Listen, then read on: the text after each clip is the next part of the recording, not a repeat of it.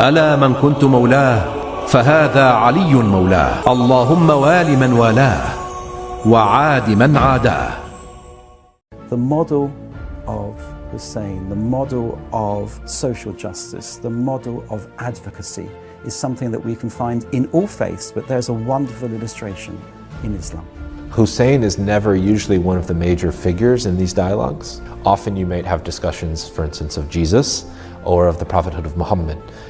Hussein doesn't figure very often.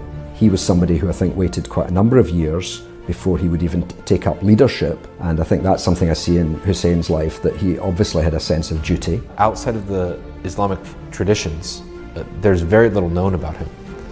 And here is a model of a spiritual leader, of a religious leader, of a political leader, who actually, I think, could speak much more broadly to the world. It would be nice to include Hussein in the sort of pantheon of religious greats that often people talk about: Moses, Jesus, Buddha, Mother Teresa, Martin Luther King, these names that people regularly know. You're dealing with a really tragic event that took place in real history, you know, a handful of people, and outnumbered by a vast army, and deprived of water, women and children.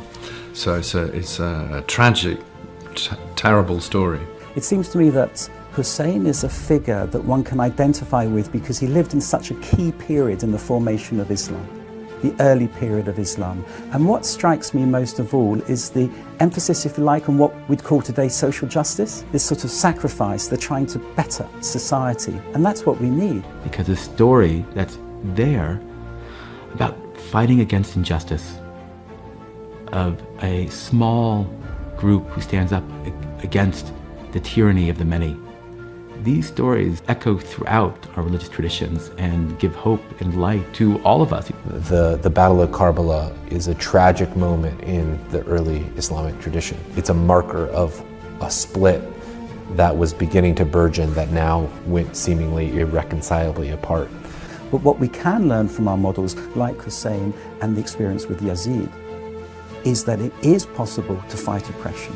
It is possible to develop what I would call a critical solidarity.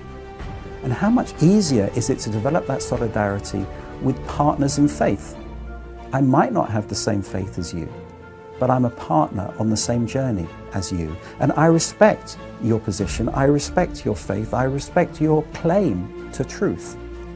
All I ask is that you respect mine. And that's what we need to work towards. And that's why I think the model of Hussein is a very important model. In the story of Imam Hussein, in the story of Karbala, where it takes defeat and turns it into something else, turns it into hope. Imam Hussein goes at the behest of the people. We're with you. We're 10,000 strong. We're mighty. We're there with you. And then, in actuality, he is with his family and a few followers all alone.